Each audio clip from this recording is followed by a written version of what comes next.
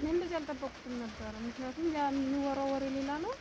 እዚህ ግን በተግባር ሳይሆን በጣም አሪፍ ነው። ምን ያደርጉሻል ነበር ያሉሽ? ያው ፋኖ በጣም እንደሚወራው ከሆነ ይገላሉ ምናምን ነበር የሚባለው። ግን እዚህ ምንም ነገር የተደረገው ነገር የለም። በጣም ነው የማመሰግነው። እሺ እናቴ፣ ስምሽ እናቴ? አንቺን አልብ ይገባል። ምዕራብ ጎጃም ፍኖተ ሰላም 02 ቀበሌ። ምን ነበር ስራሽ? አድማ መከላከል። አድማ ብተና? አዎ። መቼ ነው የገባሽ? አመት ነው። አመት ሆኖሻል? የት ነበርሽ? አዎ ዞን አዲስ ቅዳም። አዲስ ቅዳም። መቼ ነው የተማረክሽ? ግንቦት 24። ማን የማረከሽ? ፋኖ። ስንት ሆናችሁ ነበር የተማረካችሁ? ሁለት። ውጊያው እንዴት ነበረ? ሸጋን ተዋግተሽ ታውቂያለሽ? አዎ። ስንት ቀን ተዋጋሽ? አንድ ቀን። አንድ ቀን ተዋግተሽ አንድ ቀን የተማረክሽ? ማነው ስምሽ? ስሜ ስመኝሽ ባየ ይባላል። ባየ ተስፋው። የትውልድ ቦታ ምስራቅ ጎጃም ቢቸና ወረዳ 02 ቀበሌ። ስራ አድማ መከላከል።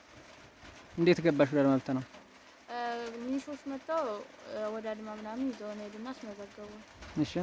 ከተመዘገቡን በኋላ ተጫንን መጣን። ከዛ አዲስ ቅዳም የምትባል ቦታ ከስልጠና እንደወጣን ተመደቡ። ግንቦት 24 በአማራ ፋኖ ተማረኩ። ከተማረክሽ በኋላ የደረሰብሽ ነገር አለ? ምንም የደረሰብኝ ነገር የለም። እንዴት ነው እንክብካቤው? ምን ይመስላል? ሁሉ ነገር አሪፍ ነው። 64ኛ ክፍለ ጦር በሚያስተዳድረው ቀጠና ላይ ልጄ በአጋቹ ታግታለች አዲስ ቅዳም አካባቢ ላይ በሚል ወረቀት አስጥፋ እየለመነችልሽ ነበረ። በአጋቹ ነው የታገትሽ ወይስ በምርኮኛ ነበረ? በምርኮኛ ነው የተያዝኩት። ማነው ስምሽ? መዋ አሳየ መኮንን። የት ነው ያለሽው? ቢቸና 02። መልካም። ለምንድን ነው ልጅሽ ወደ አድማ ብተና እንድትገባ ያደረግሻት? አይ በአመራሮች እንትን ተብላ ነው እሷ ተገዳ የገባች። ምን ብለው ነው ያስገቧት? በግድ ነው ወይስ ምን አባብሎ ነው ስሏት? አዎ የ17 አመት በግዴታ ነው እንጂ። ተማረከች በኋላ ለምንድን ነው ወደ ልመና እንድትገቢ የተገደድሽው? ወረቀት ጣፉና ለምን በቃ ልጅ ታግታለች ብለሽ የዛ የአዲስ ቅዳም ወረዳ ፋኖ አግቷታል ብለሽ ለምኝ አሉ። ለምንድን ነው እንደዚህ ያሉሽ? ምን ለማድረግ አስበው ነው? ስም ለማጥፋት። ከዛ እኔ ደግሞ ያንን ይዤ ስወጣ የኛ አካባቢ የዲማ አካባቢ ፋኖ ደግሞ አይቻልም አለ። ወረቀቱን እነሱ ናቸው ጽፈው የሰጡሽ እንድትለምኝ? አዎ። እሺ። እነሱ ሰጡኝ። እሺ። ከዛ እኔ ደግሞ ወደ ልመና ቦታ ባረና አሰረውና ወጣሁ። እሺ። ስወጣ ስማችን የምታጠፍ ያሉና እነዛ ደግሞ አስነሱኝ ነበር። ደውለው አዲስ ቅዳም ድረስ መጥተሽ ስታያት ያለው ነገር እንዴት ነው? እንዴት አየሽው? ምንም ምርጥ ነው እንጂ ሸጋ ጥሩ ነገር ነው። ምንም የሆነችው ነገር እንደወሬውም አይደለም። ምን ነበር ሲሉሽ የነበረ? አትመጣም ትሞታለች ምናምን ሲሉ ነበር። ይገሏታን እያሉ? አዎ ይባል ነበር። እንኳን ልትሞት ይኸው በሰላም የአማራ ፋኖ በሰላም ሰጥቶኛል። ገንዘብም አልጠየቀኝም። ገንዘብም አልተጠየኩም። ስም ለማጥፋት ነበረ። ገንዘብም አልተጠየኩም። ይኸው አልተጠየኩም። ልጄንም በሰላም አግኝቻለሁ።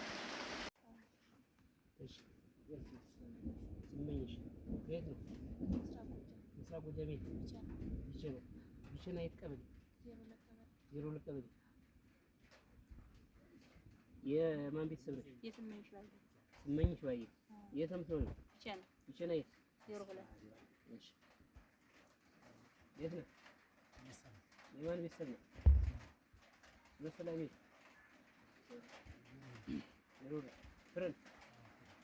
በአራቱም ወረዳ በአዲስ ቅዳም ወረዳ፣ በኮሶብሮ ወረዳ፣ በቲሊሊ ወረዳና በሰክላ ወረዳ ኦፕሬሽናችን እንዲሳካና የምርጫ ሂደቱ እንዳይሳካ የማድረግ ስራ ቀድመን አስበን ኦፕሬሽናችን ሰርተናል። በሰራንበት ወቅት በ24 ከጧቱ 1 ሰዓት ተኩል አካባቢ በፋግታ ለኮማ በአዲስ ቅዳም ከተማ ቡላ በሚባለው አካባቢ ተጋድሎ ፈጥመው ምሽግን ሰብረው የጠላትን አንገት አስደፍረው እነዚህ ሴት እህቶቻችንን ማርከዋል።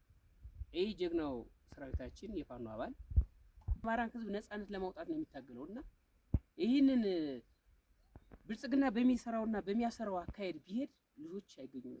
እኛ ግን የአማራ ህዝብ ትግሉ የጋራችንና የነሱም ትግል የጋራችን እንደምንታገል አስበን ምርኮ ወደ ቤት መጣው ለቤተሰቦቻቸው እንዲተላለፉ የጋራ በመነጋገር ያው ልጆች እነሆ ዛሬ ከኛ ጋር ሆነው ለቤተሰቦቻቸው እያስረከብን እንገኛለን።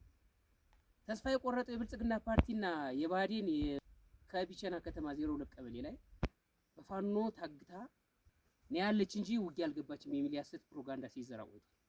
እኛ ግን በጀግኖች መስዋዕትነትና በጀግኖች ሰራዊታችን በፋኖ አባል ይኸው መስዋዕትነት ከፍለው ምሽግ ከራምደው ጠላትን አንገት አስደፍተው እኒህን ሴት እህቶቻችንን ማርከው ለቤተሰቦቻቸው አስረክበዋልና የብልጽግና ወሬና ውሸት እንዲሆን የአማራ ህዝብም ሆነ የኢትዮጵያ ህዝብ በዚህ አጋጣሚ እንዲረዳልን እንፈልጋለን።